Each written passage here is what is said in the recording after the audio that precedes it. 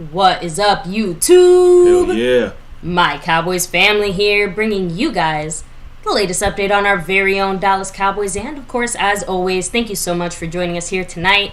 Yes. Take a second, hit like, subscribe, hit that notification bell. Follow us on all social media at MyCowboysFamily. And, of course, hop in the Discord. Link for that's in the description box down below. Family, this week is coming to an end here, but we got a new week right ahead of us, and it's draft week, and it's here. That's right. This time next week, we'll be hopefully breaking down all of our Dallas Cowboy picks, talking about the best, the worst, all of it. All 3 days, all 7 rounds. We'll see how this thing gets down. But here on MCF, it's just kicking this thing off. We're going to have a special Tuesday. Probably mock draft, final mock draft here, but more importantly tonight, closing out this week, kicking off a new one. Draft week is here. Who will be leading the way? Well, let's open this up. Now you can see us in the house, right? We're here now in full effect, moving around and, live in full effect. So, guys, appreciate everybody here. We're going to have a quicker stream tonight. It is the finale of the week. We got a weekend worth of information to discuss here as we head into this draft week. So, before we get started, break stuff down. Who's in the chat tonight to discuss this star of everything? Yes. Shout out to Bama fan in the house. What's up? Burn Bar, much love. Retro Scotty representing. By the way, hope your dad's doing all right. Yeah. Rolando Rodriguez all the way from South Texas. Stephen White, what's up? We have, let me see. You guys are cracking me up. I'll read some of the comments here in a minute. Yeah. House Nelson in the house. Yes, definitely new family members by the next time we see each other on the weekend, right? All new 7 of them, possibly. Maybe more, and then undrafted. Remember, yeah, so true. There's a lot. David Lara, what's up? Much love to you. We have Madman in the house. Mike Aldana as well here, chilling, hanging with us. House Nelson in the house. Spoony Dog representing. What's up? Much love to you. So real quick, let me touch on a few comments. So Retro Scotty, part of the intro and outro situation is just us erring on the side of caution since there is not much clarity on what YouTube is saying is the problem. So, but we think we figured it out by now, hopefully. And all I know was the language at first. It was a language at first. Then it became Madden simulations, and we don't know what's next. So, hey, you know what? We're using our own footage right there. On Skeptical Fans, $3.53. Much love, Skeptical. Thank you. Which, by the way, I also wanted to shout him out because Mr. Skeptical Fan dropped a $3 holler yesterday. When we were off, just chilling the weekend, so appreciate the love there. And I meant to shout him out. He is in 4th place on the overall board so far this week, and hey, you never know. Anybody can still strike. We got the top 5. You get the top 4 spots filled up. The 5th spot is to be announced, and that's the way it's been sometimes, right in the off season. So appreciate you, Skeptical Fan, keeping the thing going here. And he said, "Go Cowboys," but always stay skeptical. Always. So what does Skeptical say this time? Go Cowboys. Hell yeah, man. Appreciate him.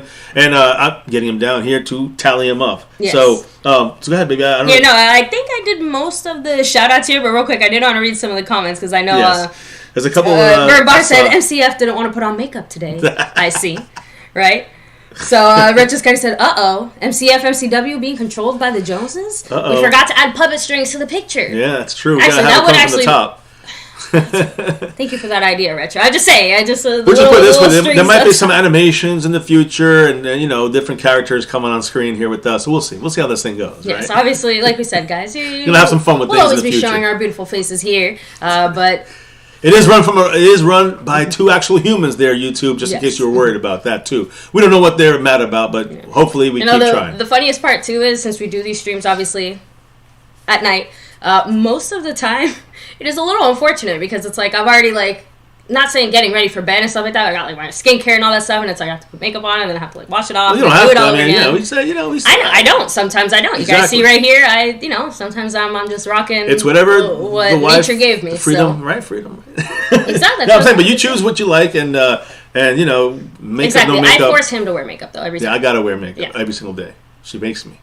Anyway. So actually, one of the funnier discussions we had behind the scene is when I was telling you about, I can't remember, somebody wearing makeup, and you're like, he doesn't wear makeup. I'm like, he is absolutely wearing makeup. Not only wearing makeup, he's getting Botox, he's got procedures, he's got a hair transplant and everything, and you're just like, I would have never known or guessed. So the thing is, I don't even look for that. So it's like, unless it's obviously, awkwardly obvious, then I would say, okay, I get it. But outside of that, I'm like, I don't even look at guys like that. I don't even realize that stuff. I don't know. All I'm saying is, if someone's on TV, man or woman, They're doing something to keep themselves TV ready. I got you. So now let's go ahead. You know, let's talk about TV ready. TV ready. We're draft ready here, right? Yeah, we're draft ready. And listen, we're planning on doing another one of these interactive fan-led mock drafts. One more. We're going to go live probably one more time before Thursday's draft after tonight. So Tuesday, expect us to do a little interactive fan draft. You guys are going to vote. You guys are going to be able to add votes if you want, and then we're going to have some fun with it. But that's just to your guys' discretion. We'll talk about it again when time comes on Tuesday, Wednesday. We'll probably be off Monday, Wednesday, but Thursday, Friday, Saturday, Sunday, all 4 days we're here. Hours and hours of draft coverage. Full blast draft coverage and, discussions, interactions, the whole thing here with you guys. So looking forward to that entire thing. But again, mock draft Tuesday and then for next week. And then the draft, of course, kicking off Thursday night right here in MCF. So we're going to discuss that and more when it comes to the draft. But let me get the other stuff out the way. Yeah, so first off, guys, there was a fight yesterday, boxing match. And what was it?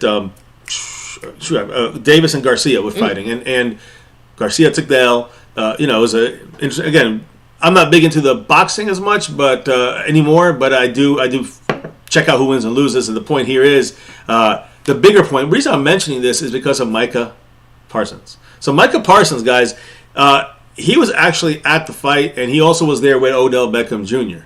So both guys were there together. They had been there together. For other events in Dallas, for example, with a basketball game. Odell, I think, and others hung out together, didn't they? Before a game, I think Diggs and Odell, before the game. So, Micah is also here with Odell Beckham for this boxing match yesterday. So that's just one thing out the way. They're now older. You said about makeup and putting it on for TV. Well, Tony Romo, right? He spoke about the other day about kind of criticisms of the way he broadcasts games.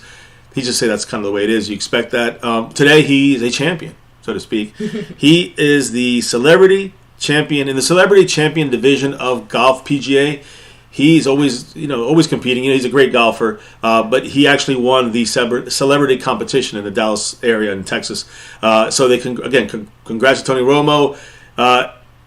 He's what's the known thing about Romo is that he's a very good golfer, and he's also a good teacher, educator when it comes to learning golf and stuff. He's good at explaining that. Well, I know back in the day, I know going pro on the golf side of things was something that he considered before ultimately deciding on football. Yeah. And I still will never forget, I think it was just a year or two ago, when he did another similar golf tournament where the only pictures you saw that went viral, so to speak, were Tony Romo with his poor damaged back stretching out on the green because he physically couldn't even handle a few hours of golf. Yeah. So just trying to throw it out there. It's a rough post-football life for Romo there, but I'm glad that he was able to do something. It was in a Texas tournament, and he won it here, a home event, so to speak, when you look at Texas. Yeah, he still calls Dallas home as far as I'm concerned, or as far as I'm aware. Yeah, so exactly. So again, he brings home the trophy for the celebrity golf division, or celebrity champion, I guess you could say, for this division, and congrats to Romo on that. Now, we always start off a little bit of the outside sports, or anything cowboy outside the sports, or Irvin and his situation. We'll discuss it. Now we're into the NFL portion.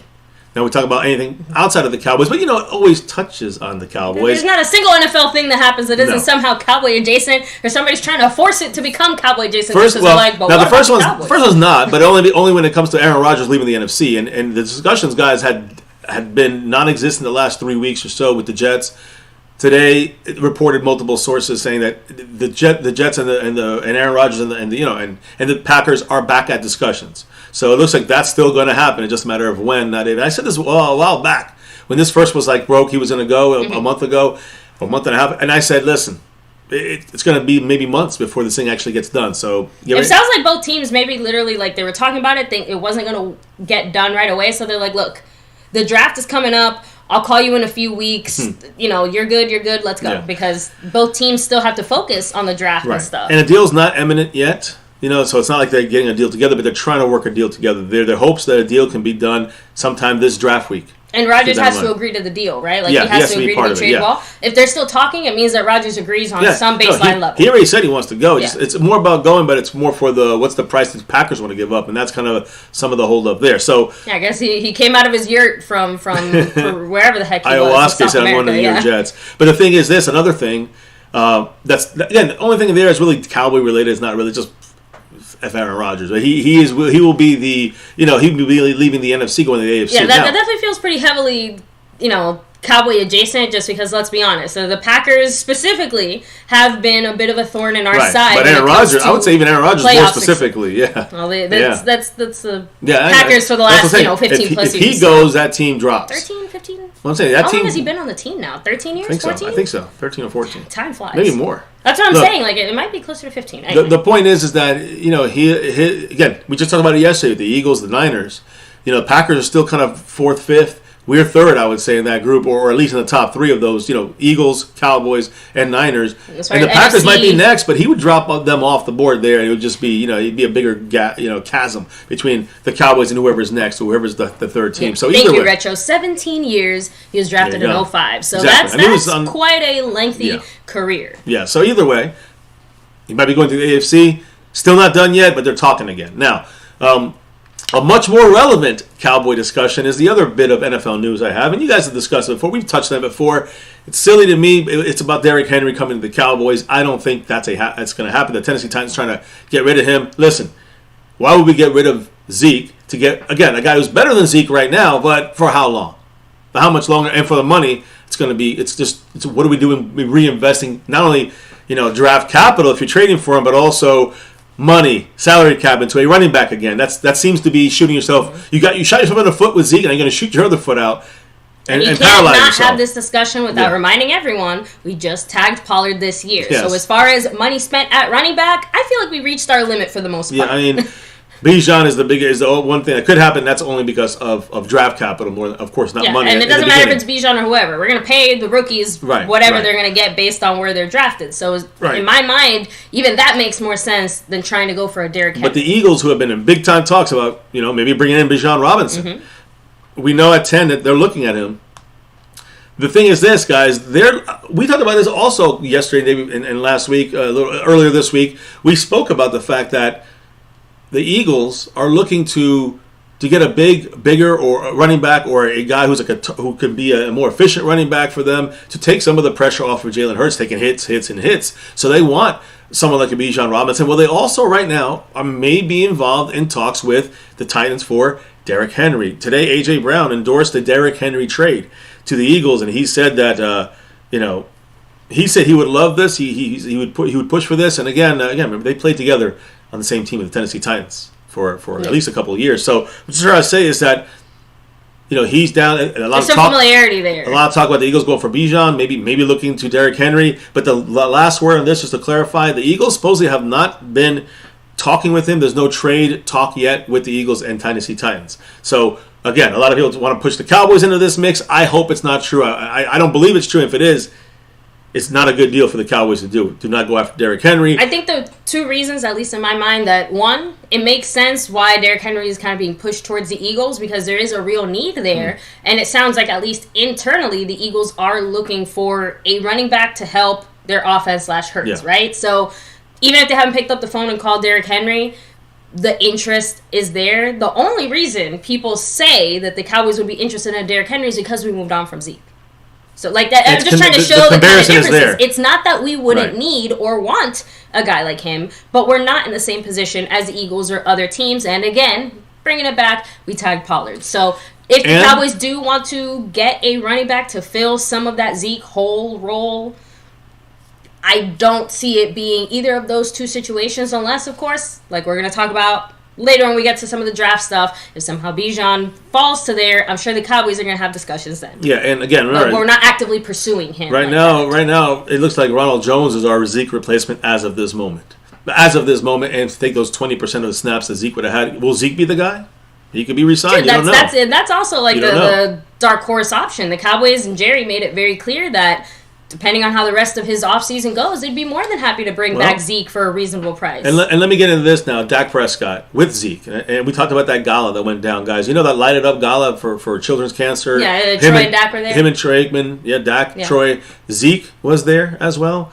A couple hours before that gala that happened 2 days ago, there was video of Dak Prescott throwing passes to Ezekiel Elliott at the SMU practice field, indoor field. We've seen this before, the indoor practice field. Yeah. They asked Dak, of course, about the potential of the reunion with Zeke, and he said, quote, that sure would be nice. So again, does he have input on things? We talked about maybe him having some input on some of these things. He was asked, first of all, he was asked, what will Dak Prescott do this weekend? It was the big question. And he said, regarding to coming up to this draft, right? This weekend right now we're in.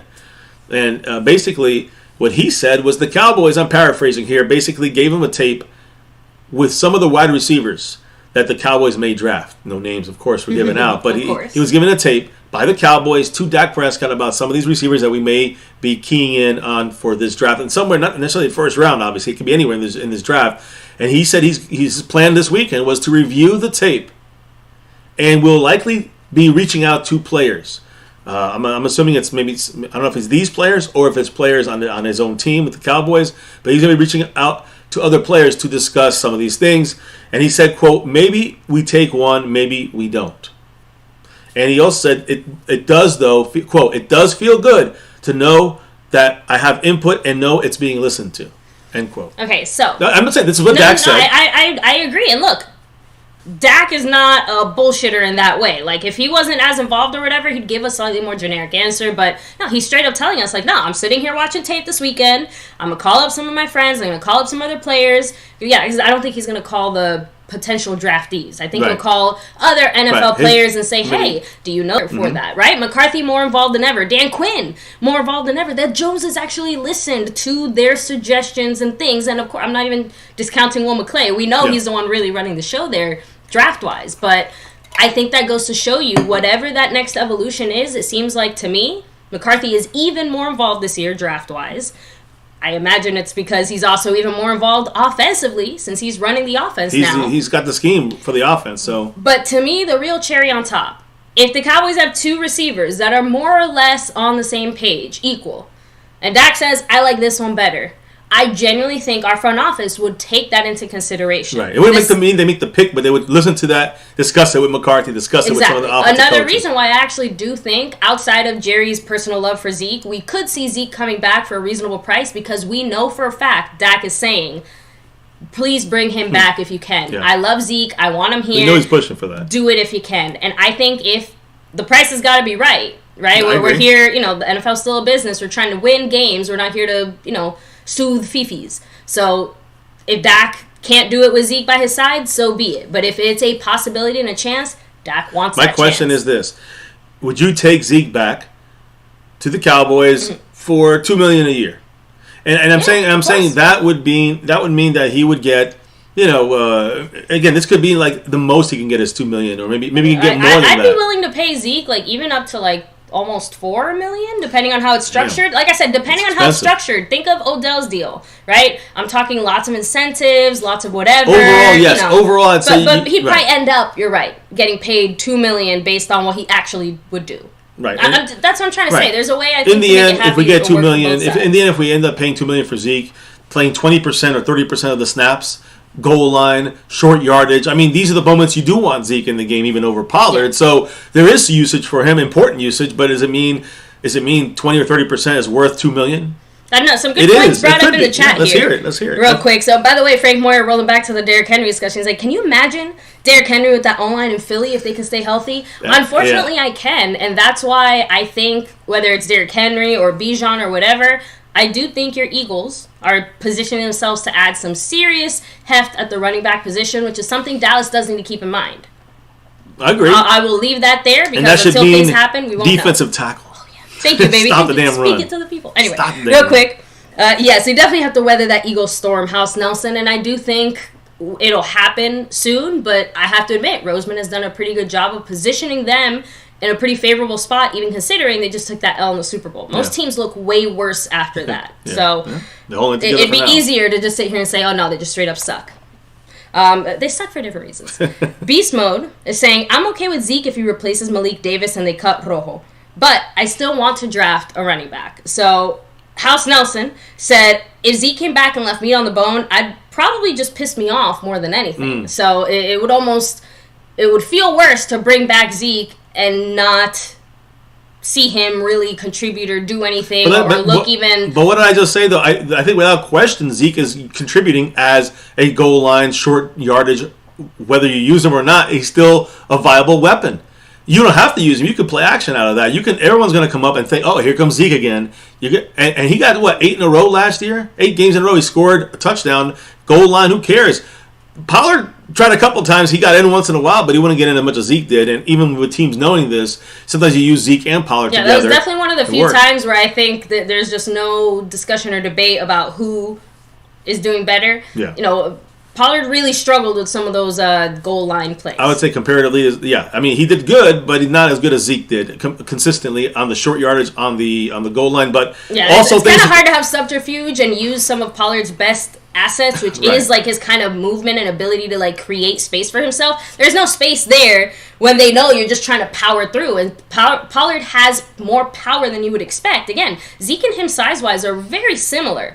But again, built differently, and Pollard does not have that same power that Zeke does. I also think that when you look at I see a lot of people comparing, talking about Zeke is good, he's done.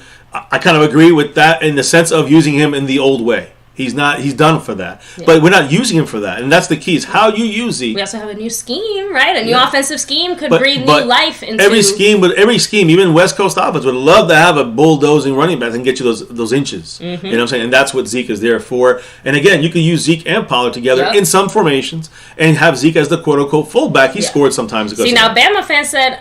No, I'm passing on Zeke. I'm good. Carl Young also said Zeke has run his course. Like, and I see that. Zeke era is done enough. And I would say that, Ronald Jones, can he do that? I think the answer is yes. So there's no real need to bring back Zeke, but he can come back and fight Ronald Jones for that position, I guess. I think too many people, when we say, can someone do what Zeke does, they're thinking 2016 Zeke. Yeah, no, he ain't that And anymore. That's not necessarily what we're looking Pollard's for. the starter, no matter who we draft. I mean, even Bijan Robinson, to an extent, would be a 1B to Pollard's 1A this year. You can bet your buck, because we're going to try to keep Bijan as healthy as possible this first year, I think, if we were to draft him. But I don't even, again, the Cowboys, I think, have Tony Pollard in mind, and maybe another name at running back that I found out today is high on the Cowboys list. I'll talk about it in a minute here. But I'll read one more little So we're talking about Derrick Henry and Zeke. Let's finish those conversations, and we're going to roll into what Roger Staubach, not Roger Staubach, but what Troy Aikman said about Dak Prescott.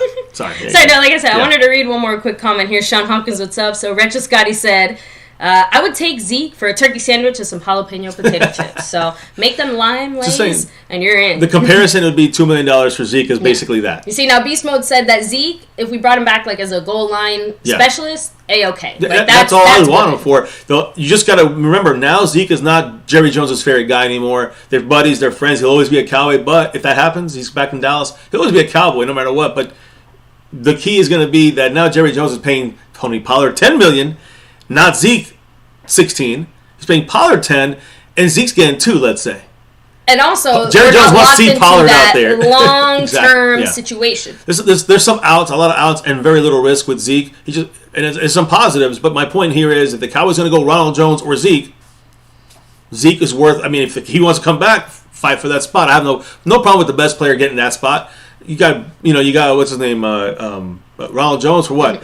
$1 million. So for an extra $1 million, if Zeke can do that much more, can he do $1 million better than Ronald Jones? If he can, then he should win that spot if he comes back to Dallas. Now, if the Cowboys draft a running back, Rashawn Johnson, Zach Evans, or Bijan Robinson, or even the other name I have on this list, if they draft him, then there's no reason to have Zeke on this team at all. Zero zilch. Just saying. A lot of things depend on the Zeke draft. obviously still hanging around. He's waiting for the big draft. So much, and like hanging out with Dak, doing all this stuff. Like, it doesn't seem like the relationship between him and Dallas is like bad. Just it's currently not active. I think they left it on good terms for what it could have been. It could have been a lot worse left. It could have been the Cowboys offering veteran minimum $1 million, and he could have been like, look at the way that the Dez situation worked out, although even I admit the way the Cowboys handled that was not the greatest. So that's why, again, credit where credit's due. Our front office has definitely handled the movement of players much better, and specifically the last 2 years, right? Because the tank thing is another thing that sticks out in my mind. Someone who's usually extremely vocal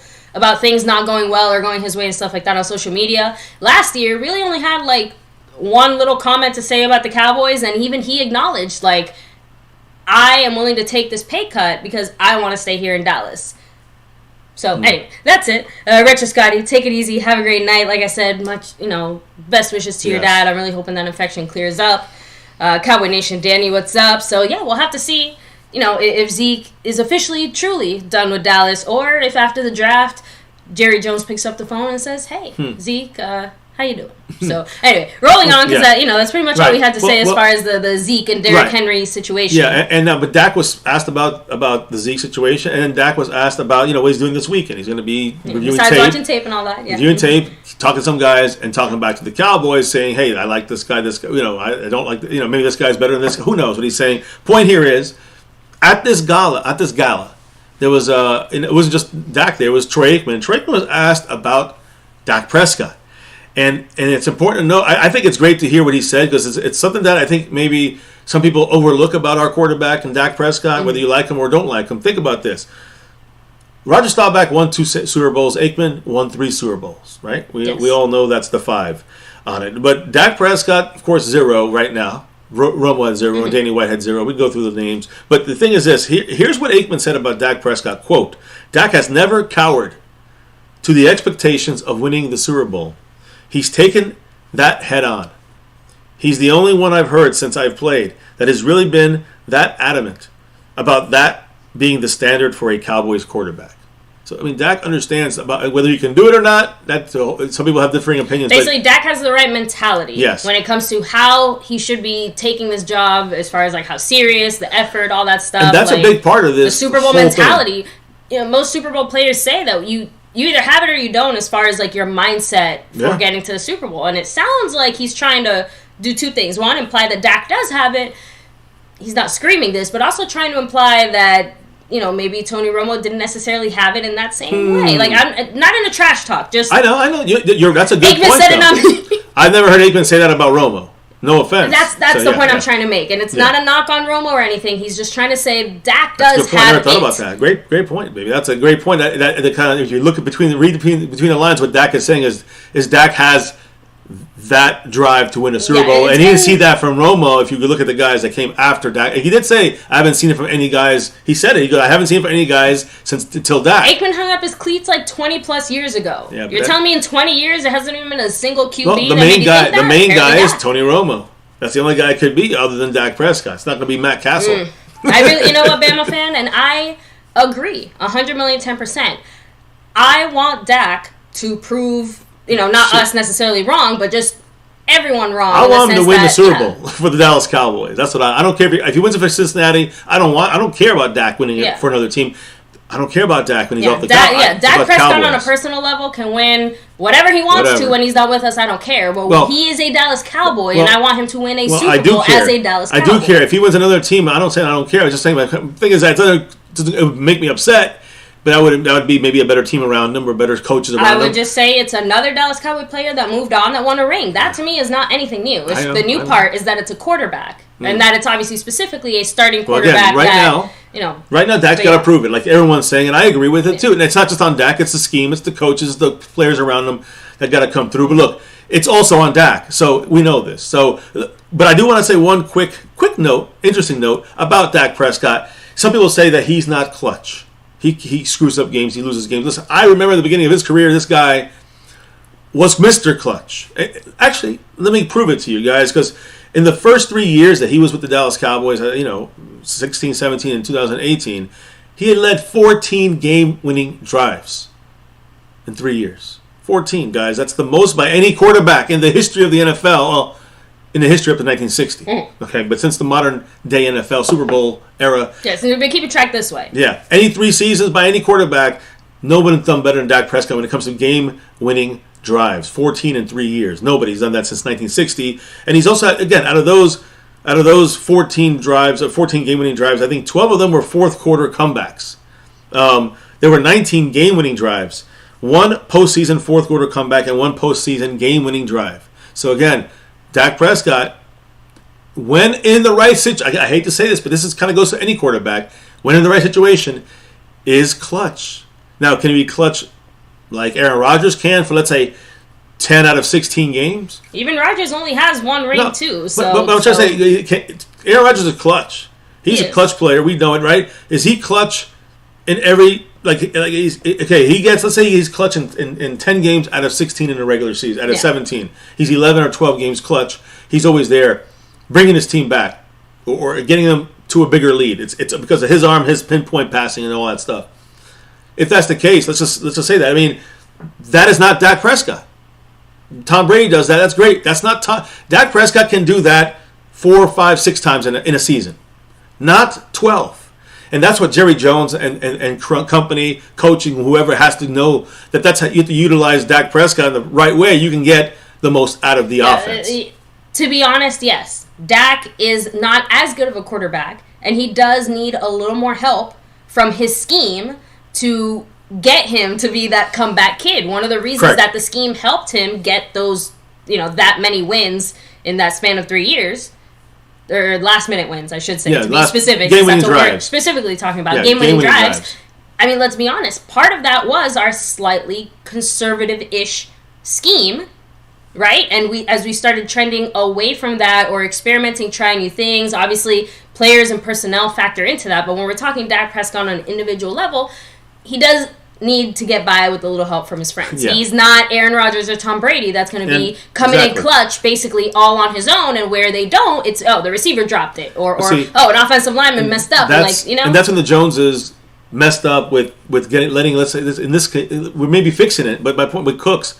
But we definitely are. We're trying to get Dak more support. We let Cooper go, and that hurt. We did good on offense, but it's still, you can see the ways it hurt the offense. You can see the way it hurt Dak Prescott's options. And again, you can even hear forget about me telling you, CeeDee Lamb said this. Trayvon Diggs, the Cowboy team said we need more weapons on offense, whether it's because of Dak Prescott or not. Who gives a damn, right? It's about the fact that if you want to win, you need more weapons. We got Cooks. We're going to see what happens in this draft, and that's what this thing is about. I still will never forget that one quote by Jerry, specifically basically saying, I made a mistake thinking that Tolbert could do as much as we were hoping he would do. Like, basically, it wasn't that, Tolbert obviously didn't work out, but it was that the Cowboys' expectations were that Tolbert would be able to really fill that Michael Gallup hole, and also that Michael Gallup was going to be available a little sooner than he actually ended up being. So that combination of Tolbert obviously not panning out, along with Michael Gallup coming back later, and obviously not coming back 100%. It's like... You know what that's called? Mismanagement. Clown show. You know what? That's a clown show move. At the same time, the Cowboys have done that with other positions just last year, and it did work out. But why mess with the quarterback spot? Why mess with the offense? And you need the quarterback to have more weapons, because that's where the delusion of Jerry Jones comes in. That's when they say, okay, well, Dak can do what Aaron Rodgers does and Tom Brady does, and that's not true. We got to be real about that. Exactly. We either accept Dak for the quarterback that he is and work with that, or keep waiting for him to wake up like Aaron Rodgers and then sit here and cry in our beds at night when it doesn't work out. I mean, that is just the opinion. Jerry's crying in the shower. That's our opinion, but again, we can discuss this all day and always have a discussion about the Dak situation. Yeah, now, see, Kevin Bilbo said all quarterbacks need help, even Brady. Yeah. I hate when people say that Dak needs more help. And so I do think there's some context that needs to go into that. Right. Brady's the type of quarterback that, because he is so skilled, obviously he still needs receivers and offensive linemen and stuff like that, but he can get by with guys that are not as good because he makes up for that type of thing. I also think he also is a guy that... It's just different skill sets when it comes to quarterbacks. You know what I mean? I think that someone like Tom Brady, he can take the game over on his own, let's say, it doesn't matter what the coaches are saying. He's reading it differently, like Aaron Rodgers and like the Mahomeses. But Dak Prescott, he follows it, whether he can or not, he follows it to a T, and that is a little bit to Dak's detriment. That's the kind of quarterback he is. So you got to get the weapons around him. That he's not going to be winning games 12 out of 16 to 17 weeks. The other factor of that, which is one of the things that I know you've been so excited about, our 30% adding West Coast offense thing, the speed. We basically sit there and make Dak have to spend 30 seconds scanning the field and doing all this stuff with the West Coast offense that we're going to be hopefully... Route developments is what also not messed him up, but it also messed the receivers up. So the point is we're going to be hopefully speeding things up a little bit more, because Dak, when he makes quick second decisions, he tends to instinctually make better decisions than when he stops and thinks about it. When he stops and actually has to think about things, that's when he kind of ends up getting stuck. When he just goes with the first thing that feels right to him, it tends to go better. Now, of course, we're speaking in very general terms here, but that's one of the things I'm looking forward to seeing, improve in Dak Prescott. We're going to speed things up in a good way for him. Dak Prescott in the no huddle is where he was most efficient. We've seen this over and over again with Dak. We've seen him in play action efficient. So we use more play action, which is what Schottenheimer likes to do on the offensive side, and he's going to probably work on that with McCarthy's West Coast offensive style. we'll see. We just got to find the right schemes, and not necessarily players, but again, we're going, like you said, we're going to use speed to have these guys either break out of tackles, run after catch, meaning Dak's not have to do the stuff himself again. And the Cowboys seem to realize that, whether it's McCarthy realizing and telling the Joneses, we got to go this way for the quarterback, or the Joneses saying, 40. See, a lot of people say he's getting $40 million, he should do everything. And that's what we are. That's you're fooling yourself. You say he can't do it. He can't do what Rodgers, Mahomes, and Brady can do. So let's let him manage it the right way under his skill set, which not $40 million worth. It's whatever Dak Prescott can do. And if we match that, we can win a Super Bowl. If everything else is in place as well, the defense and the other parts of the team. But the offensive side, we can do that if we match Dak's skill set with the scheme, the coaching, the players. And that's what we're doing. I do believe the Cowboys are headed that direction, and we'll see what this draft brings. And I do agree. I disagree with you, and I agree with some people in the chat that say, Brady had weapons like Gronkowski, Edelman, and others, but Randy Moss was out there for a little bit. But the thing is that I also think Brady could also take over a game. That's the big difference to me with him and Dak. Dak can take it over if the coaches are coaching it right. But Dak can't not take it over for 12 games. He can take it over for 6 games. And that's where the difference is. Brady can do it for 12. I know, but when you need to land to Brady, he can outside pull it out. of that receiver by committee situation, we also had happened weapons twice already. I know, but I'm just saying that we've also had weapons in Dallas. Like most, obviously the Patriots had maybe a little more than most, but a lot of that is because of the compounded success they had, and also top tier coaching. But if you don't recall, or if you do recall, one of the big reasons that Brady wanted out of Patriots land is because Bill Belichick was like double, triple downing on basically continuing to bring in scrubs and not giving him any help. And he kept it was like 2-3 years in a row we heard there was friction there, and then finally he's just like, why am I here? Why am I here? I can do what I want. Yeah. So real quick, Jason Renfro, much love. He had a quick question. What was our grade on our mock draft from last Sunday? I mean, obviously it wasn't graded, but most of you guys seem to really like it. Outside of maybe 1 or 2 spots where we might have done something a little different, for the most part, everyone said this is actually a pretty solid draft overall. Most people loved it, actually. And I'd say loved it or liked it, even at its most critical. So, fantastic draft by the family here. You guys made it happen. Much love to Snug X and Marco Seppian and the rest of you guys. Jason Renfro, skeptical fan, who dropped your extra input. Voted as well, everybody in the chat who voted. We're going to do it one more time, guys, on Tuesday, kicking off a new week. But we're going to do that close to the actual draft as we can possibly can't go Wednesday, manage with our schedules. But Thursday we're going full blast, guys, for 4 days. So get ready for that. Now, real quick, make sure to join us for the draft, guys. We'll be live every single night of the draft. It's going to be all Thursday, Friday, Saturday. When the draft is on, we're going to be on, and Sunday we're going to probably be live as well. Finish it up, get the undrafted, and really get a better view of everything after said draft. So, by the way, big time shout out to the man Jason Renfro dropping $1 holler to Go Cowboys in the Cash App. He's on that board now. He's on that overall board as well for the first time this week. Here, as we get to the end of the week, he is in second place currently in the Cash App behind Trent M. So Jason Renfro also on the board in 5th place. Hey, we got through the week and we got 5th place. We got 5 on it right now, guys. Appreciate you guys. Go Cowboys. Here, let me hit up the chat for 1 or 2 quick comments. And then we're going to keep going because then we talk about Dak and the offense. We're going to go into the other parts of the team and into the draft. So Hector Golong said, even an offensive line that's been doing the electric slide for 2 years does not go well for your quarterback. Exactly. We're at cha-cha reels to the left, cha-cha to the right over here. Between 28 and 31st was our ranking when it came to pass win rate percentage, pass blocking rate percentage, which means that for our offensive line to hold the defensive lineman to 2.5 seconds or under, we were 31st in the NFL. That's pretty freaking bad. Dak had rarely any time to throw, yet he was only sacked 20 times. When you look at it like that, it's incredible. Dak got the ball out quick enough, fast enough, and so again, that's why I said the potential is there. These long routes developing for him, and these read options in the route options for the receivers. Dak had to eat the ball or run out of there, make something happen out of nothing. Now it's going to be different. It's going to be quick. Dak has no excuses, but he's seen everything. I think almost at its worst, almost anti-Dak style of offensive schemes or players on his team. Mm-hmm. 2 years of his 7 have been receiver by committee. I'm just thinking about that. But again, let me read these. It's time for Dak to show up and McCarthy to show up. That's and keep rolling, because real quick, Spot Can He Save Me said, Brady never took over a game for 12 games except for the year that he had Moss. And again, and I'm trying to say is that we saw it, that he could do that. And you saw him do it consistently throughout his career. Yeah. Overall, the big picture, Of course, Beast Mode saying here, Patriots players don't make as many stupid mistakes at critical points. That's due to coaching. They're just a smart organization. Belichick.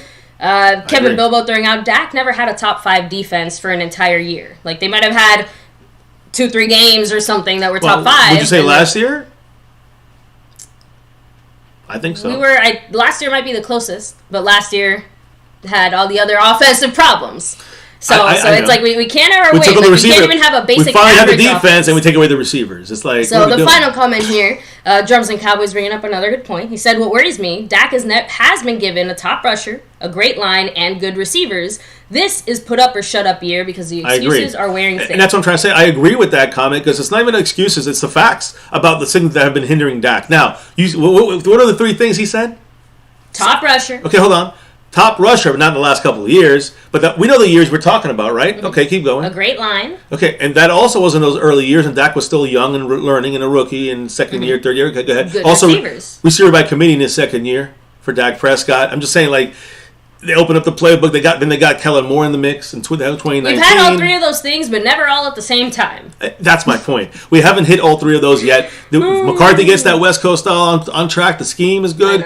That means the coaching is good. Dak, has Cooks in the mix now. We got 3 receivers. Will we draft another guy high? Probably. So I'm just saying the Cowboys are. What about tight end? We go with Mayer or Darnell Washington. We'll see. Splenda, papi. What's up? Much love. Splenda. So anyway, let's go ahead and kind of keep rolling. Let me keep going because offensive line is where a lot of people are looking at, and we know Tyler Biadasz is going to be on the contract year this year. He's going to be a free agent next year if we don't. A lot of mixed feelings about Biadasz even now. He just made the Pro Bowl. He made the Pro Bowl as an alternate. Is it weak at center? Probably. Yeah, all over the NFL. So here's my thing: he's the best center or worst center? Well, let's talk about it because to me, he's still up and coming, and maybe he's hit his ceiling. I don't know. Room for growth. Maybe, but offensive snaps last year, guys. When it comes to his blocking ability, offensive snaps 1,066 blocking snaps, pass block snaps 576 pass blocking snaps, 490 run blocking snaps. He only had 5 penalties all year, which again, solid. Sacks allowed 0. Goose egg. That's what we want to hear. He allowed only 3 hits on Dak, or on Cooper Rush or Dak, right, the quarterbacks, and he only allowed 15 pressures the entire season. I want to compare that to a perennial Pro Bowler, Jason Kelce, who is the center for the not to be confused with Travis Kelce, the center for the Philadelphia Eagles here in the NFC East, right? We know he's a perennial. He was there too. He was injured. I think that's one of the reasons why Biadasz replaced him. He played 1,149 snaps, so about a little less than 100 more than Tyler Biadasz. 653 pass blocking snaps, a lot. I would say that's about 70 more than Tyler Biadasz, and he had about 496 6 more run blocking snaps than Tyler Biadasz. So run blocking, the same. 8 penalties for Jason Kelce. He had that's 3 more, but he only had about 70 more snaps, 100 more snaps, 80 more snaps. He allowed 0 sacks, like Biadasz. He allowed 0 hits. Biadasz allowed 3 hits, and he allowed 11 pressures. Biadasz allowed 15. Now you can see those are still, pretty comparable stats. And Kelce is Kelce. He's really good. Yeah, I'm trying to say Jason Kelce doesn't. Whether he's going downhill at the end of his career, maybe so. But my point is that Biadasz is still the beginning of his career, and so to him to even be kind of comparable is a major eyebrow raiser, and maybe tells you the story why he made the Pro Bowl this year as an alternate. Why did the coaches want him in there? Why do they think he deserved this? Well, there's not many other great centers out there, and he's not that bad. So I'm still a guy who's in a big time like I don't want to say like blindly, but I am a big time supporter of Biadasz being given a short 2-year, 3-year deal here with Dak. Again, it might be a combination of Dak. Is Dak not going to be? If the Cowboys decide they're going to move on from Dak, they might not want to stay with Biadasz for another year. To me, the Biadasz situation is purely a problem with our ex. Let's be honest, guys. This is one of those cases where we just have to move on because Travis Frederick is retired. He's not coming back. Yeah. And it is going to be very, very hard to find another Travis Frederick just out and about there in the world. It is, I'm just saying, we had a very good thing. One of the best, I think, centers to play the game, definitely within while he was playing. Yeah. Anyone that's coming after that is going to look like a bum. Anyone. I think Biadasz had a very rough start, granted, But he's improved so much since then. He's done really solid, and the connection between him and Dak has gone very well. So I agree that maybe if the Cowboys decide to move in a different direction with Dak, they could do something as far as Biadasz, because I think that their communication has improved. And obviously, if that's not going to happen anymore, they can get something out of it or move on, whatever. But I personally think that we just need to be a little bit more chill and open-minded when it comes to offensive linemen, and specifically Biadasz, because you can't just keep wishing he wakes up one day looking like Travis Frederick. The point is this, though. Now, it looks like we're not going to, finish some kind of extension for him. So he's going to be a free agent next year. We can talk about it then. And, we're going to have 2 months to work a deal with him, or a month to work a deal. Which, again, I'm perfectly comfortable with. Okay, again, cool. That's one of the few players where I agree. The reason you don't want to just lock him in and sign him that's what I want to know. Is because we need to see more from him. We need to see him continue to grow and develop. And also, I don't know what kind of price tag I would put on him at this moment, considering, like I said, it's a kind of a tricky balance. He might not be doing like the greatest of all time, but considering the O-line market, he's top 3 his price might be artificially inflated. So at least seeing him this year, I think, would give us a better measure of where he stands. Well, I think he's consistently getting slightly better. So we'll see how that goes. If he gets better, I'll be happy to pay him a little bit more than he would have gotten if we got him now or something. I think he is, again, when you look at Connor Williams, Connor McGovern, they were all right, but I think Biadasz is better than both of those guys. I think he's overall better than both these guys. One of the better run blockers, and pass blocking has improved greatly for Biadasz. Splenda Poppy said, like my first baby mom. so kind of like that. Yes. Kind of like that. So now what about Terrence Steele? Tyler in the house. What about Terrence? Terrence Steele, right tackle, or is he left guard? We don't know anymore because it's taking a lot of things. But we talked about the comparison of Jason Kelsey to Biadasz. What about Terrence Steele, who we haven't signed him either. He's on a 1-year deal. We're going to see if we're going to extend him after this year. For him, I definitely would hold off on because of the tears in his MC and ACLs. Had he not gotten hurt, I would be the first one screaming, please lock him down. Extend him. Because of the injury, hold on a little. So again, he missed the end of the year. In 2022 last year, Terrence Steele at right tackle, PFF number-wise. Again, with Zach Martin to his left, they were doing great duo blocking. We talked about that last year. Had a run grade of 82.1. Fantastic, guys. That is higher than right tackle counterpart from the Eagles, Lane Johnson, who had a 73.5 when it came to the run blocking. Now, he was better at pass blocking than Terrence Steele, but Terrence Steele is much better than Lane Johnson as the right tackle run blocking. So just keep that in mind, at least last season. And again, going into this year, I expect if Terrence Steele is good as knee, we're going to be signing him for a long term. Lock it down. So I see that's good. So now, that's the offensive side. We can go to the defense here now, if you like. When it comes to what are the Cowboys doing right now, listen, you go to Cowboys.com, you go to Sam Williams. In his second year now, right? He's busting ass. He's out there working. Again, we asked what's going on out there with OTAs, right? We know the Cowboys coaches cannot be talking or discussing any kind of football with these players. Right now, they're only at the workout program, which means they're working out in the gym and that kind of stuff. Only strength and conditioning coaches can basically be with them. Obviously, it's only strength and conditioning. Right, and that means no football, necessarily. They're getting them acclimated to move around again and making sure they're ready to go for this season, mainly for these OTAs. Yeah, nothing makes me happier, honestly, than seeing Cowboys during the offseason working out. Yeah. Especially some of the players that we know specifically. In the first 2-3 years, you're expecting them to bulk up or slim down or kind of get their bodies into more football shape. Yeah, the year 2 transformation of a whole offseason workout, not starting in when that workout's already over. Which, again, these rookies, that's what happens. Yeah. Right? That's going to be in 2 weeks. They'll be here for rookie camp, or 3 weeks. That's the acclimation. There's not this month and a half of pre-working out, plus the whole offseason program they even use before this time, right? So my point is, Sam Williams, year 2 transformation, getting bigger, edge rusher out there. I expect a lot. That's why you see it in the chat here in the title, because Sam Williams, to me, he's going to be a guy that's. I'm hoping. I feel that he's going to be. All you have to say is Sam Williams and half the chat. It's like Sam Williams. Yeah. Listen, that's Williams, how I feel inside. So he's put up photos of himself at the Cowboy workout, workout room with the weights. He's outside working with Osa. He's working with Osa Odigizua Bohana. We also saw an offensive lineman there working with the defensive guys.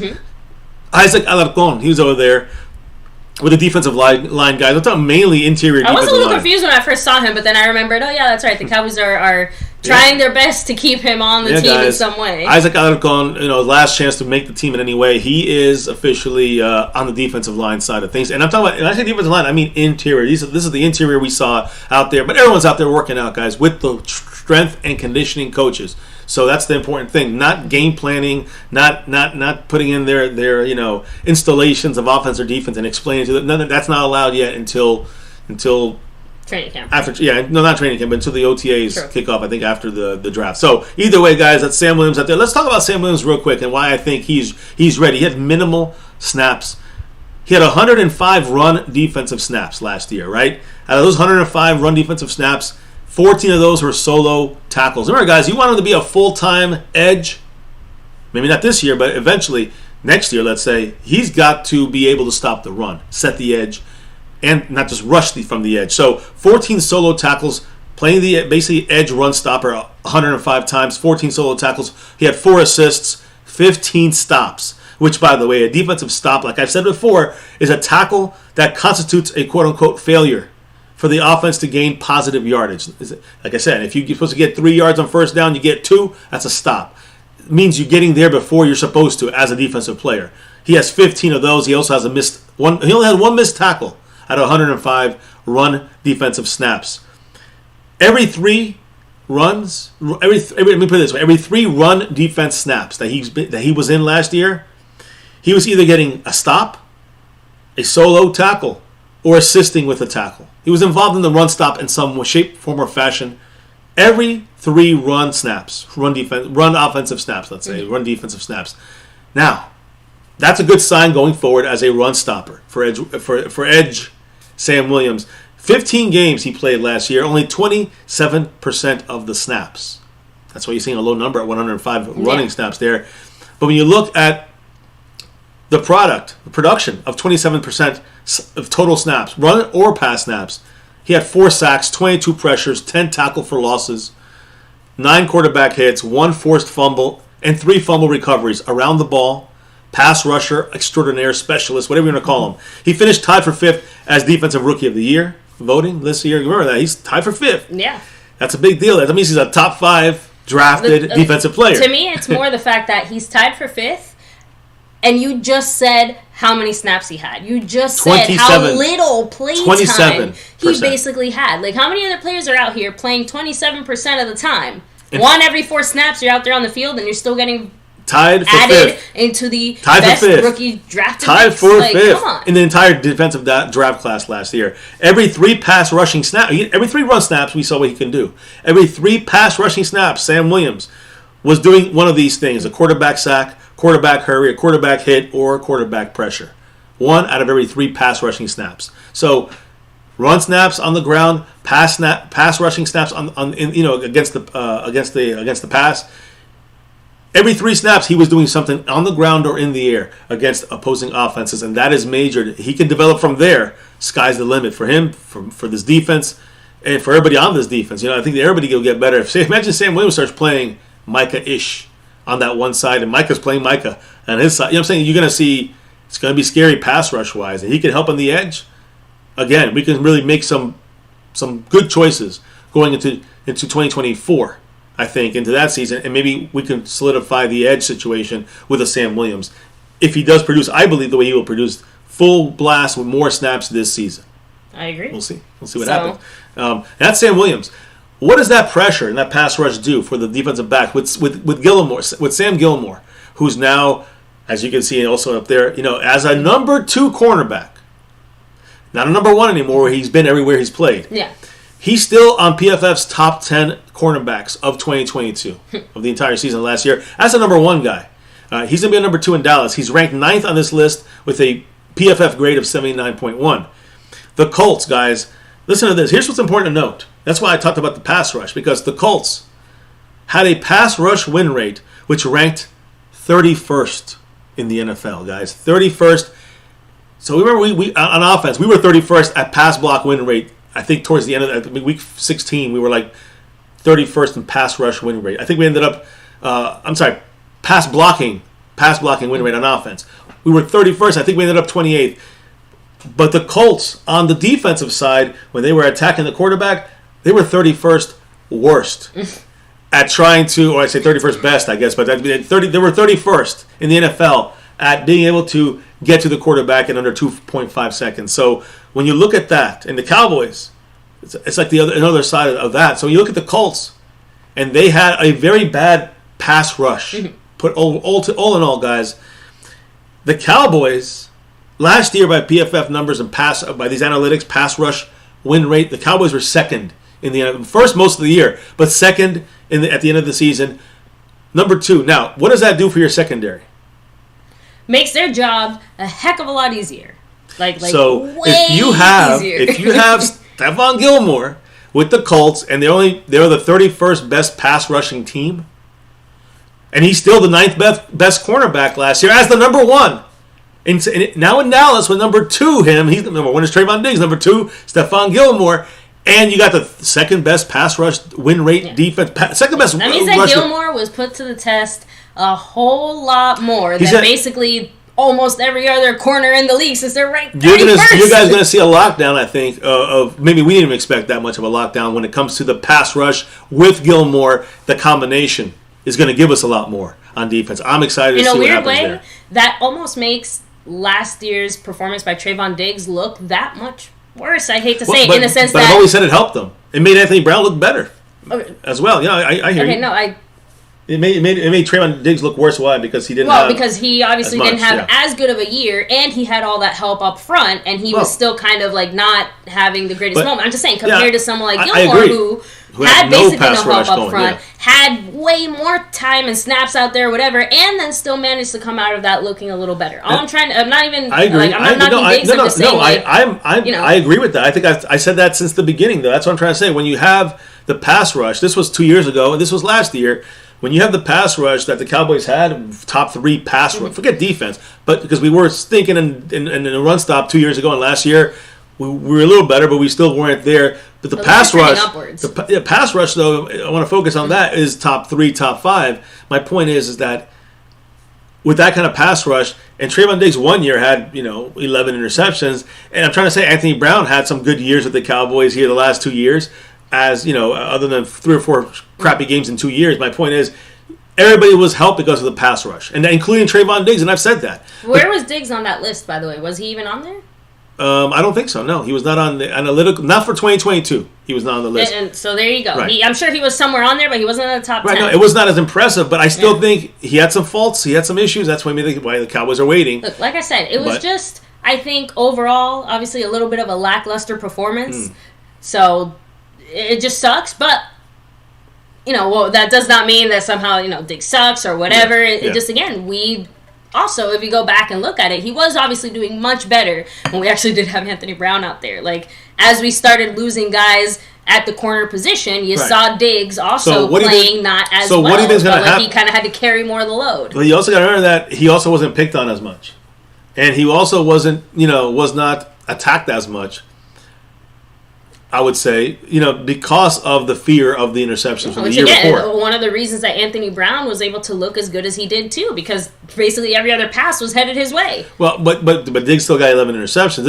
Last year he didn't get as many opportunities. I also think he gave up as many yards allowed. Remember, that was the big thing? So I just think that you got to put everything in perspective and context. Look, but Trayvon Diggs, to me... He's going to obviously have a much better year this year heading into things, listen, right? there's no question. There's no question Diggs is going to get more opportunities because it's going to be forced. They're not going to be able to go to Gilmore every single time and on the other side and attack Anthony Brown. They're going to have to attack Trayvon Diggs, and Diggs is going to be more ready because the pass rush is going to be there. The coverage, upon our corners outside of there, Deron Bland or Jordan Lewis or both, somewhere on that field with our safeties, top level, I think, defensive backs right now, and depth-wise, you can add to that with the draft, but we have a pretty decent situation there. Linebackers, again, coverage-wise, could it be better? Could they stop the run better? I'm sure we can say yes to those things, but they're right now they are definitely good enough. I mean, think about Curse or Donovan Wilson as that third linebacker. That's coverage as well. So you're getting coverage all around there. And again, even Micah, DeMarcus Lawrence, these guys, Dorrance Armour, they've dropped back into coverage sometimes. Sam Williams have dropped back into short, screen coverage because it's all about speed. It's all about different looks, and it's Dan Quinn's mastermind. And once you get that in there, you can get to the quarterback. You can do whatever you want with lockdown coverage on the outside. I mean, it's going to be tough for teams to beat us. if they could run the ball, that's probably the only way they can control the game in some ways. Now, I hit up the chat, baby, if you don't mind. I gotta hit the bathroom real quick. But after this is the finale. We're gonna take down the last draft discussions, the draft talk here, and trust me, you're gonna want to hear this. So we're gonna get to that in a minute. But baby, hit up the chat. Much love to everybody. Hit that like button, that thumbs up. You're not going anywhere, baby. You're staying right here. Oh, am I? Don't you want to stay next to me? Yeah, I do. Hit up the chat? Yes, Let me see. I'm trying to see if you can... Let me see if I can do this. Do you know what I mean? Yes. Okay, good. Just making sure. Sorry, I think it's kind of funny if you do that. All right, let me anyway, hold on. Real quick, while Mr. MCF sets that up, don't forget, everybody, to take a second, hit like, subscribe, and hit that notification bell if you haven't already. Make sure to follow us anywhere and everywhere at MyCowboysFamily. And especially as we head into this draft, we are going to be live for every single moment of the draft, guys, getting our reaction, getting our thoughts, opinions, everything. I say it has to be last year because I have the blonde in my hair still. Yeah, no, I know it was last year for the was it last year or 2 years ago? Wait, we didn't go last year. It was 2 years ago. A year and a half ago. A year and a half. Yeah, a year and a half ago, guys. Yeah, it was a year and a half ago. We went to the Falcons-Cowboy game. We blew them out in Dallas. So yeah, that was like one of the few big games. I just go based off my hair. I can usually tell time by that. So it's been. So I guess did we go? It must have been right after my birthday. October, yeah. It was yeah. Yeah. There you go. That was it. So, but yes, it's not that old, but the Cowboys put a little more gray in our hair, right? A lot. I just let my beard grow out, so if I shave it down, it'd be a lot less gray. Not a lot less. Just a little less. I'm a fan of the beard. So anyway, let's keep it rolling. Touching on the last few things we have to touch on here tonight, right? Draft, guys, and that's what it's about. So first and foremost, I want you guys to understand that again. That's why I brought up next Sunday. At this point, we're going to have our draft class. But we're also going to have the undrafted guys signed. NFL Player Association today sent agents of NFL agents breakdown of last year's undrafted free agency. All right, and NFL teams handed out about over $19 million in guarantees for undrafted players. Number one team, the Philadelphia Eagles, $1.882 million. And again, they are big spenders. It seems like in the free agency, they're also big spenders in the undrafted side of things. 48% of all undrafted signings, at least, were on a practice squad. That's important, guys. A lot of people. That more or less makes sense. 1 out of every 2 guys that's undrafted ends up on a practice squad, just chilling, hanging out. Right, but I'm just saying that's a large part of your practice players that sometimes need to get called up and need to step up. So Cowboys do well with undrafteds. So keep that in mind. And on top of that, the Cowboys do better than most. We do definitely better than most, and we were second on this list behind the Eagles at 1.842. From NFC East dominance. Yeah, it's basically a $20,000 difference in spending between us and the Eagles. So there was one guy we just didn't call up, and they did. Now I know we talked about offensive line. We kind of talked about center and Biadish, and we talked about right tackle Terrence Steele. We got to talk about a guy who's a tackle but can play center, and I think he can play definitely left guard, and that is Peter Skronsky. I heard he's the biggest, by far the best interior. I know he's listed as a tackle, but he's supposedly the best interior offensive lineman as well. So again, will he get to the Cowboys? He's a top 15 guy, right? No. Well, again, this is funny more than it is as I think serious it's a great people used to treat example it. of how times have changed. It was a picture of him hitting the bong. Not the Quan. No, not the Quan, the bong. Hitting some weed, smoking some weed, and, is that going to get him in trouble? Remember a couple of years ago, the guy with the mask? The guy with the mask, what's his name? He's now with the Tunsil. Gas mask, yeah. Jeremy Tunsil with the Dolphins, but then now he's with the Texans. He had the bong mask, and he was wearing that gas mask. And he dropped, shitloads of picks, right? He went to, he dropped 10 picks down. Masked and gassed. Now it does not even affect Peter Skronsky at this point anymore. Yeah, it's obviously, not a big deal. Once this picture came out, and yes, guys, if you saw it out there, he's doing his marijuana thing. But the bigger thing is, people were obviously asked, okay, just a few years ago, Tunsil was deeply affected by this, and it affected his draft grade. Does this mean that Schlotsky is also Skronsky? My goodness, I'm never going to say that name right. But does this mean that Gronksky at this point? I don't care. The point is, does this mean that his draft capital is going to be affected? And it was a pretty collective hell to the no for pretty much everyone who chimed in on their opinions. Everybody, of course, was hoping that he would drop 26th. Yeah, that's why I said, I'm like, off of this. We were the first ones saying, ooh, what does this mean? What does this mean? So, yes, unfortunately, yes, marijuana can no longer be used to somehow get a steal in the draft. But it is kind of nice to see how times have changed, because I don't think anyone's career should be ruined for that. There's so many other things you should could ruin your career for. Not that. Again, Skronsky's not going to fall down to us, even with this bong picture out. But if you go and look at what's being said about, let's say, another big name guy that we talked about for the Cowboys possibly showing up, and is Bijan Robinson, right? And I'm not going to talk much about him. We talked a lot more about him the other night, but right now, through Jeremy Fowler, he said this, guys, or paraphrasing here, but basically he said some NFL teams, they currently have, some NFL teams, not the Cowboys necessarily, but some NFL teams have Alabama running back Jahmyr Gibbs over Texas Longhorn running back, the overall top-rated running back, supposedly, right, Bijan Robinson. They have him, a lot of teams supposedly have Bijan Robinson at second as the overall best running back, and Jahmyr Gibbs as number one. Now, I don't know if I believe that. What do you think, baby? Because I think Jahmyr Gibbs is fantastic, but I don't know if he's... Look, as much as I don't want to see the Cowboys draft Bijan or whatever, even I have to give him credit where credit's due. Absolutely. I think the biggest difference is maybe speed. Jahmyr Gibbs is extremely fast. That could be one of the pulls for him, but I think it just feels like Bijan's more impactful. I think a lot of teams just saying this, blowing smoke up, you know what. I think they're doing this just because maybe the other teams will go with Jahmyr Gibbs if they're thinking about it. Just in case we're going, yeah. See, now Bama fan's a fan. He said Jahmyr Gibbs is a GOAT. I'm not saying he's not. I'm just saying that he is a great player, but is he Bijan Robinson? Maybe he is. Maybe he isn't. But I would not waste my pick on either guy.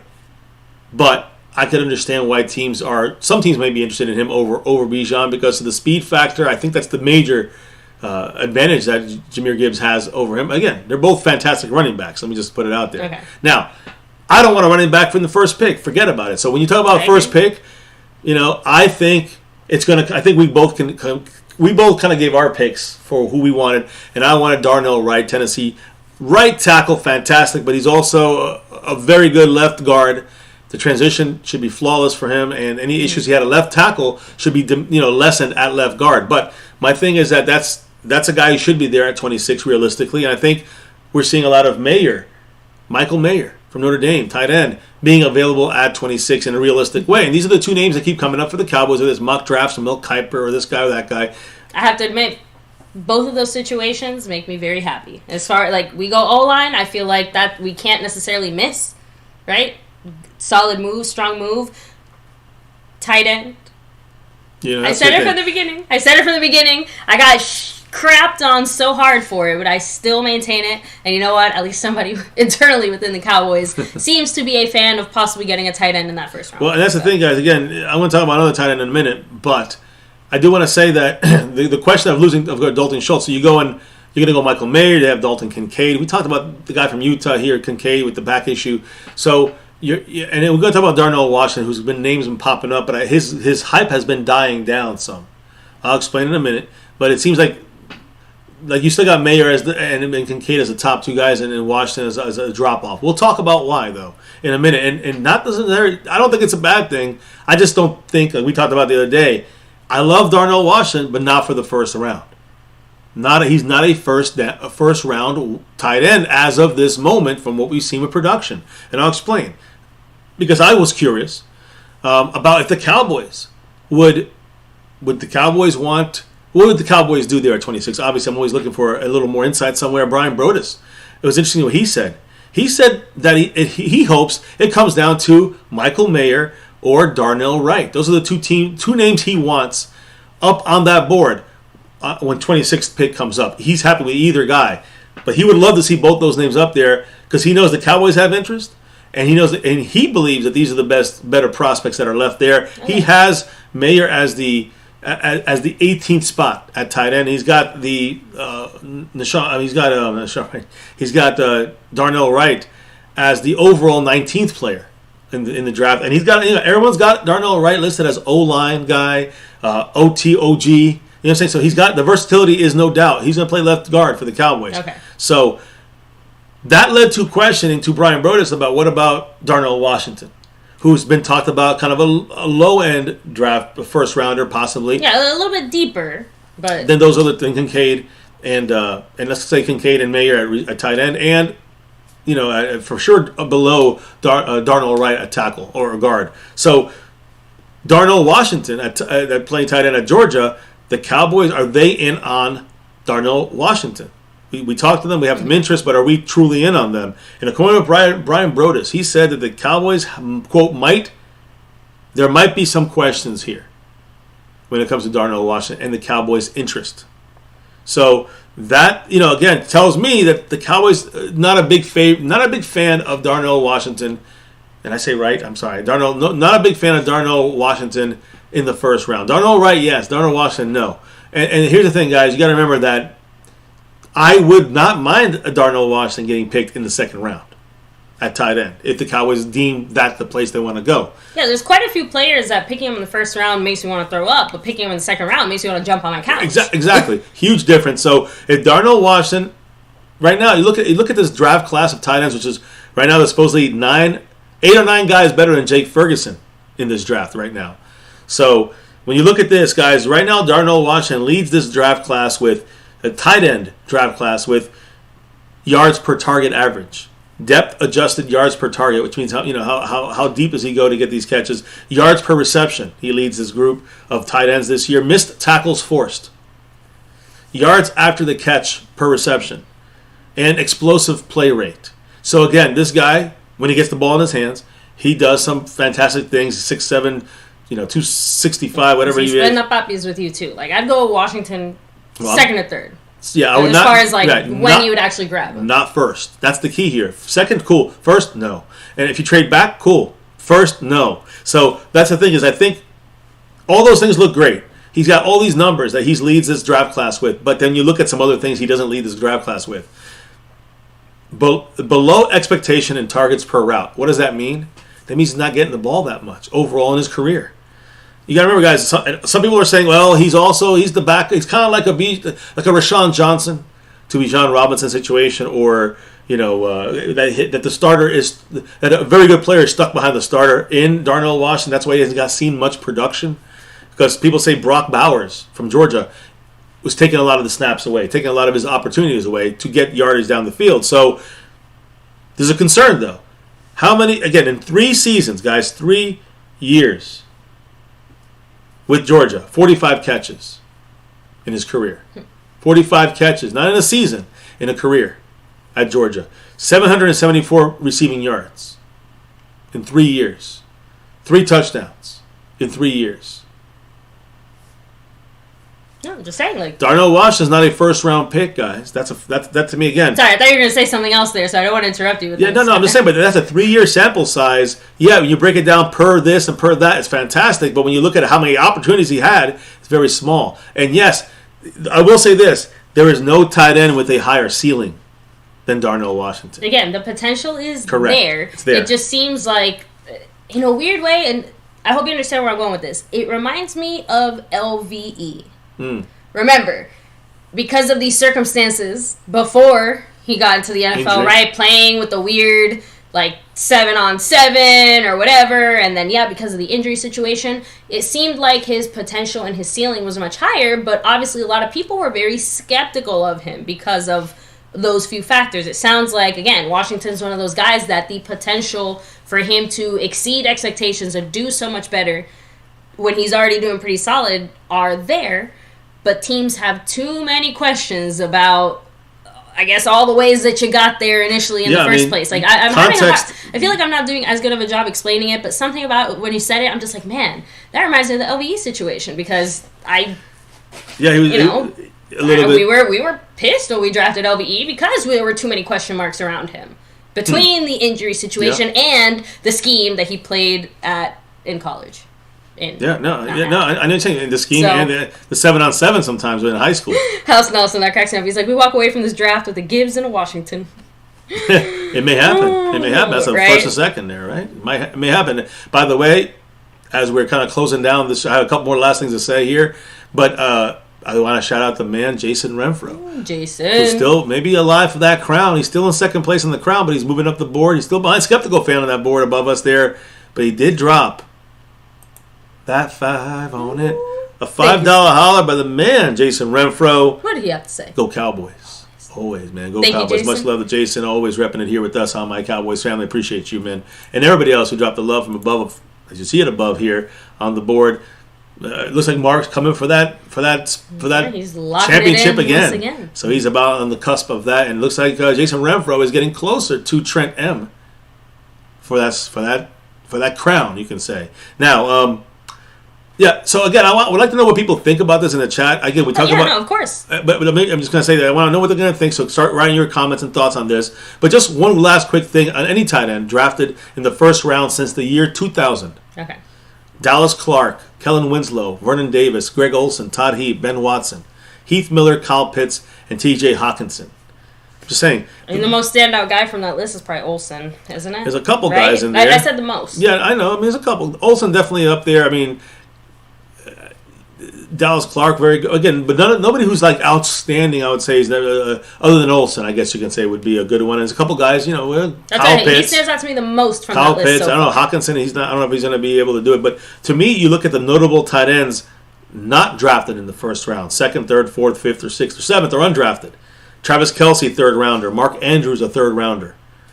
George Kittle, a fifth rounder. Damn. Rob Gronkowski, second round. Dalton Schultz, fourth round. Witten, wasn't he a second or third rounder? I think he was a second round. Yeah, so I'm just saying, guys, the tight ends can be gotten in the deeper during the draft, and you don't want to overreach for tight ends. We talked about all the numbers.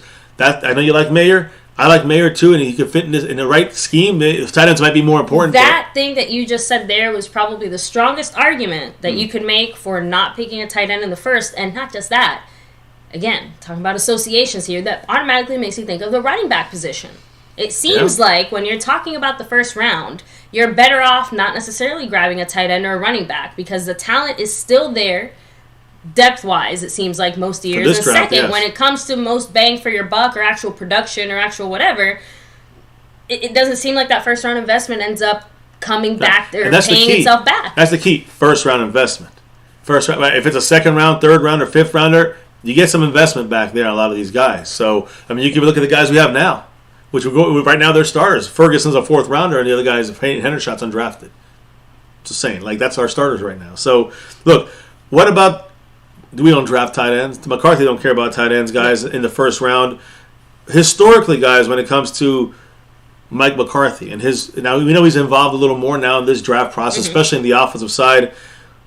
As the Cowboys head coach, as his time with the Green Bay Packers, McCarthy, 2006, 2018, the Packers with McCarthy running the show drafted 6 tight ends in that time frame.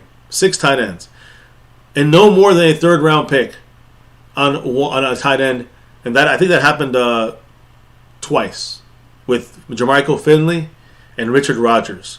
When they picked, again, a third rounder did it twice. When they picked a third-round tight end and no first-rounders here, it looks like here. The rest came in the 5th round or later. And you look at Ferguson, even with the Cowboys. You can look at that draft pick and saying, damn, that was another late-round tight end.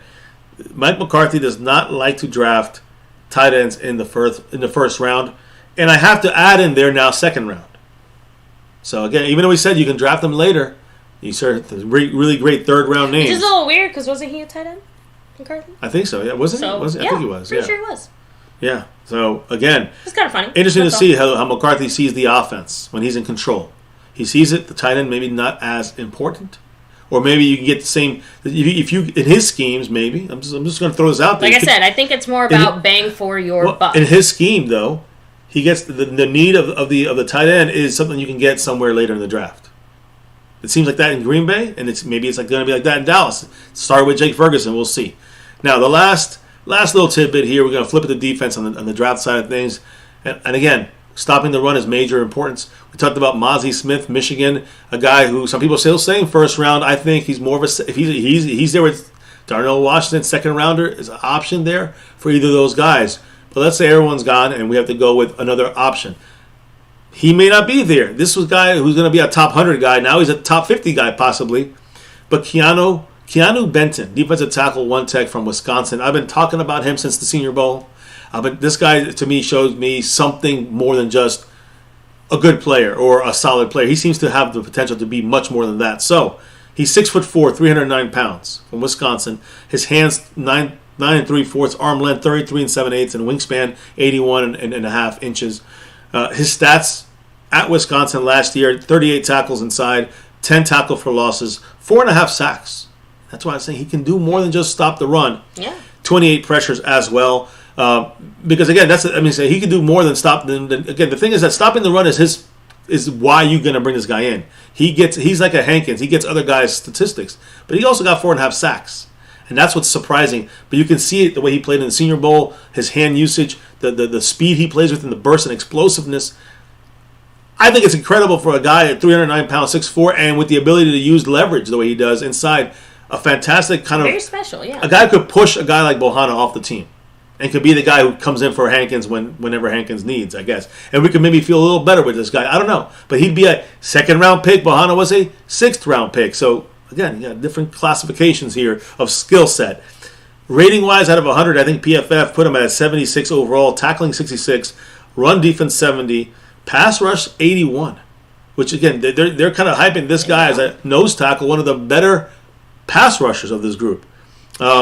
Speed, of course, he's big. So 68, strength 64, acceleration though 85. The acceleration, that burst is crazy. He creates tackles for losses. He creates, interior, misses on blocking for other guys that have to help out with him doubling, and then a linebacker goes in there and makes the play. So agility 71 for a big guy. He's major, and his relative athletic score, which shows his athletic ability. Out of 10, 8.91 at defensive tackle comparatively since 1987. Fantastic rating for him. So Keanu Benton just continues. Every time I see a new stat on him, I'm like, I gotta see and bring this up, because I don't see anything bad about this guy. And I've been looking. Keanu Benton is a guy I want to keep an eye on him from Wisconsin in the second or maybe even 3rd round. Who knows, right? I don't know. I'll keep looking.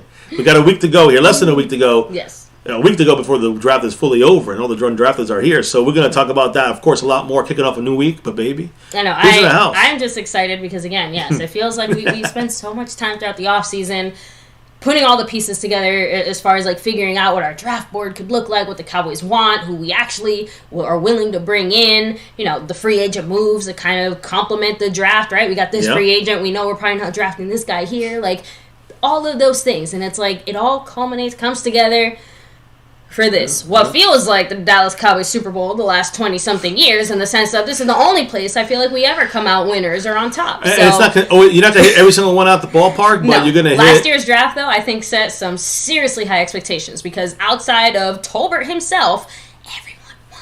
Every single guy hit. Even guys like Ridgeway, right? Didn't hit for us. They hit for other people, but it still shows that we're hitting. So either way, I'm excited. Well, let's go got hurt. Devin and Harper got hurt, but we'll see them this year. True, but that's just 2 misses. Injury situations out of 10. Situations. 2 misses out of 10. That's fantastic. Oh, I guess 3 with Tolbert, but he's not busted yet. Like I said, you got to give him a couple more. 3 misses as far as the impact they had, but 2 of those 3 are not even about impact. One got hurt, the other one got moved on from. So, real quick, huge shout out. Splitting up, Papi. Much love. He said O-line, defensive tackle, tight end. What about linebacker? So, again, I think the linebacker situation, at least for the Cowboys, is not as urgent of a priority. Like I said, off-season moves, free agent moves, bringing back LVE. And I mean, I'm going to throw this out there, too. Even the Hankins move. It feels like that. They kind of go in concert. But I think we also have... Donovan Wilson was a big one there. A big signing... Because Donovan Wilson plays that hybrid linebacker spot there and with J-Ron Curse and others. Who's the young, up-and-coming 5th-round pick? Damone Clark. So Damone Clark, again, playing, no bar, but with Clark and LVE there, you only need 2 true starters. Micah as a pass rusher. We have enough, almost like you said, hybrid rotational linebackers to help fill those gaps. You bring down Curse or Donovan Wilson or both sometimes. You want to add more run-stopping, effective players that are at safety right now, but they could play hybrid linebacker. Yeah. Very good, in this Dan Quinn scheme. So I would actually use that same list right there, Splenda Papi, right, as far as priority. Not necessarily how the Cowboys see it, but how they could draft. And I think linebacker in the 3rd or 4th round, if the Cowboys are going in that direction and that's what they want to do, seems more likely. In our mock draft in the 4th round, and I don't think it'll last there, I think it'll be a 3rd round, is DeMarvin Overshown. Jason Renfro's guy. He was kind of our biggest reach, so to speak, as far as... No, it was the other way around. He was the guy that fell to us later. True. And so he was actually the biggest steal in a way. Linebacker, but he played safety, though. and now he's moving to linebacker. It reminds you of Donovan Wilson, J-Ron Kearse. That could be a guy that comes in, not necessarily this year some, but replaces those guys when they got to move on from, let's say, Kearse. So, which is his second year, he's going to be a free agent as well after the season. Rolando Rodriguez, have a great night. He said, whoever the Cowboys take in the first round, I just hope he's good. Yeah, that's all that matters. That's all we want. So you got some good players, but you also want to make sure they're good and they're here for a while. So, offensive linemen solidify that. I would love that. You see Devontae Alvarez, much love, saying, MCW, we need a running back in case Pollard gets hurt. And that's the thing, a running back, but you could get him in the third or fourth or fifth round, right? Rashawn Johnson in the fourth round, Zach Evans in the third. You got Deuce Vaughn in the fifth if you want. I'm just saying, there's options. I think you brought up a good point as far as you mainly brought it up for Bijan. Whether it's Bijan or someone else, I do think this is Pollard's last year in Dallas, and whoever we get will be contributing to our future run game regardless. So Brian whether he's a starter or not. Yeah, so, Brian Burns agrees with you and thinks that he'll be the starter after Pollard leaves this season. So real quick, let me see. House Nelson, much love. He said, where would a healthy DeMo Clark go in this draft? Easily second round. Second or third at the latest. The latest third because they were not sure if he can play. But after seeing what he can do for the Cowboys, second round guaranteed. Yeah. Could he be more? It'll be fun when they do a whole little redraft and stuff like that where they do. He's definitely top 2 rounds, I think. He will easily go much sooner. So will Deron Bland, and so will Sam Williams. Yeah. Cue ball, what it do, much love. Cameron C throwing out there. Offensive tackle is more than likely.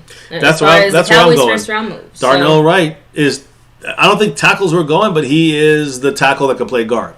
And again, that's where he's going to play. The Bama fan also throwing out there. O-line's the number one priority. You know why? You know why? And I said this to you earlier, and I said it another night. We were talking ourselves, yeah. Tight end helps, helps the passing game. It can help the running game, but it helps mainly the passing game. It's more about using the tight end for passing, right? Most of the time, you're not going to get a first lineman, though. You're not going to get a first round tight end, to hope that he is like the savior of your team necessarily. Even in the first round, I mean, there's not many you would say that about maybe Kyle Pitts. Receivers are in the pass game. Mainly, right? You got running backs in the run game help, right? But what really helps, the quarterbacks help the pass and run and calls the play. But who really helps the entire offense? And that's the offensive line. You get a good tackle, a good guard, or a good whatever center, and they're with you for 10, 12 years, and they stay at that high level, guess what? You're helping the entire offense.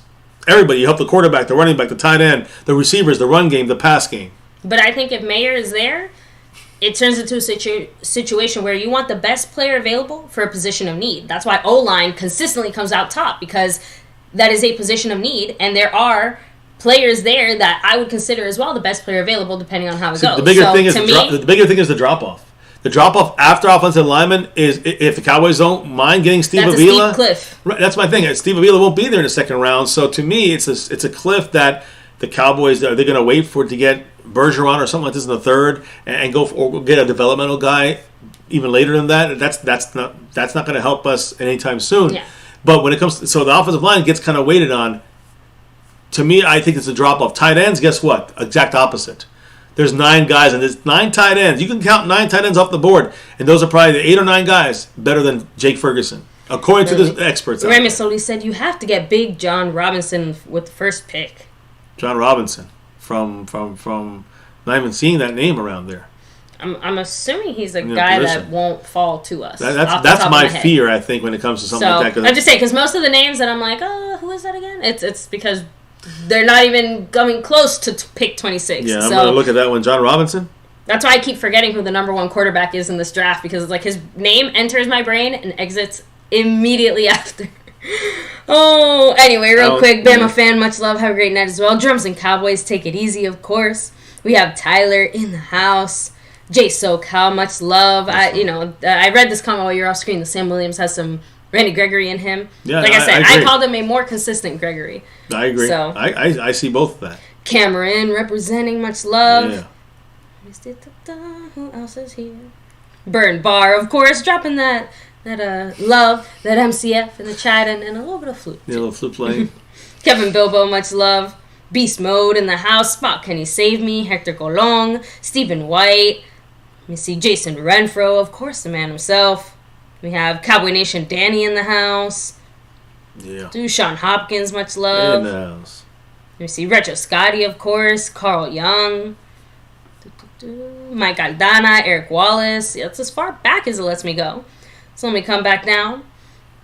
Let me see. Devontae Alvarez. Yeah, so all of you guys, seriously, huge shout out to everybody here chilling, hanging with us, helping us wrap up the final week of the pre-draft Dallas Cowboys situation, right? So now, like you said, Tuesday, we're in draft week here. Next week, we're going to be wrapping up all the draft stuff, including, hopefully, the undrafted guys or who we expect and all that stuff and beyond. And we'll be discussing it in detail here at MCF, so I can't wait for that. The passing of the torch is occurring tonight, though. Snug X handing it off to Mark Hosepian there. Much love. Snug broke that streak in an epic battle with Mark. Yes. Mark takes it back. He's the new sponsor of the week starting tomorrow or Tuesday when we go live. It looks like it'll be Tuesday for the mock draft here, interactive.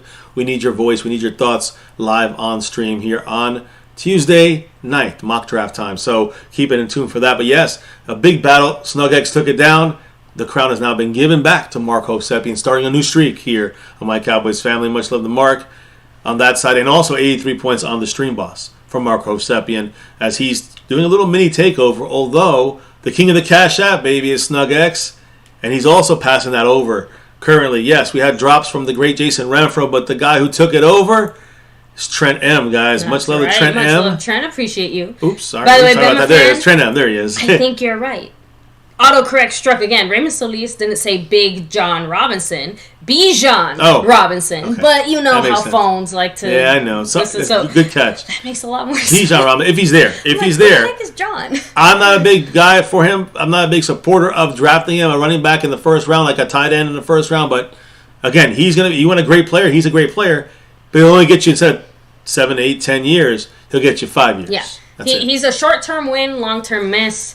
Definite winner here by Trent M as the king of the Cash App. Much love as the great Snug X Jason, passes that much torch love to as you, well. Jason, of course. Yes, take it easy. Have a great night. Yes, sir. But baby, yes, why do we do? Well, what we do here. Ending this week, a lot of news, info, and discussion, but now it's going to get heated up here this upcoming week as we get ready for the draft. And you know why we do this every at least every other night, usually every night. When we get hopefully back on track on things, guys. Hopefully we can also get back on the usual MCF track as well. Guys, but yes, you know why it's here, why we do this here on the nightly. It's that navy blue, silver too, star over everything. And again, guys, win, lose, or draw, good, bad, or ugly, that star is repped here over everything, no matter what. Good, bad, or ugly, all that good. No matter how it is, guys, it could be the worst draft, we still love our Cowboys, damn. Can't break from the Cowboys. It's part of the family, like we all are here together, guys. So thank you again, baby. Here on My Cowboys Family, what's the number one thing here now? The number one thing here now and forever. That represents the channel almost 6 years here on YouTube and beyond. Yes. Let's say it. What do we do this? What's the number one thing? Oh, I think we all know. We know. Go Cowboys! Let's get that 6 and beyond. You can see we're number one. She's number one. I'm number 2. We're representing it all over the place there. Thank you guys. Hope you guys had a good weekend. Start a new week here, yeah. Back to the grind, but at least Thursday night is draft time. And we got a little earlier celebration on Tuesday, mock draft time here at My Cowboys Family. Definitely make sure to join us then, guys. Yes. But you guys in the chat? Yes, it is. Yes. Everybody's time to get out of here. Least favorite time of the night. In the chat, guys, thanks for dropping your knowledge and your support. Your comments makes it the back and forth we need. Thank you guys for dropping the love from above. Skeptical fan Jason Renfro. And, of course, the victors this week, Snug X2, Mark Hosepian, and Trent M, taking that kingdom of the Cash App. Thank you all for rocking with us. Yes. But now... You should put up the simulated MCF. Oh, yeah. Let's get our MCF Sims here, right? Guys. MCF avatars, I think is probably the better terminology for it. I like the avatars. Thank you, guys, again. We'll be back. Start kicking off a new week. Monday or Tuesday, but the Tuesday is the mock draft. So join us for that. Be a lot of fun as we get gear up. Draft week is here. Appreciate everybody once again.